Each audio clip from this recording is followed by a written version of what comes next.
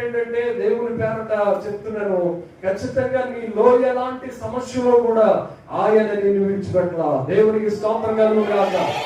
హల్లెలూయా. నీ సమస్యలో కూడా నిన్ను విడిచిపెట్టలా, నీ శ్రమలో నిన్ను విడిచిపెట్టలా, నీ కష్టంలో నిన్ను విడిచిపెట్టలా. వదిలేశాడు నువ్వు అనుకున్నావు కానీ ఆయన నిన్ను విడిచిపెట్టలేదు. దానికి ఉదాహరణ ఏంటో తెలుసా? ఆయన నిశ్చయముగా మన పక్షముగా ఆయన నడిపిస్తూ వెళ్తా ఉన్నాడు. మరి సమస్య ఎందుకు రావాలండి? కష్టం ఎందుకు రావాలండి? లోయలాంటి అనుభవాలకు మనం ఎందుకు వెళ్ళాలండి?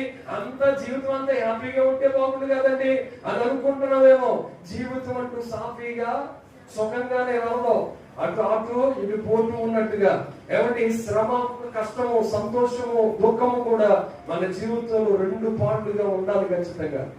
ఒకవేళ సుఖంతోనే మనం జీవించి ఒకవేళ బ్రతికేసి హ్యాపీగా లగ్జరీ లైఫ్ అనుభవించాం అనుకోండి, ఒక్కసారిగా కష్టం వచ్చింది అనుకోండి, ఏం చేస్తారో తెలుసా?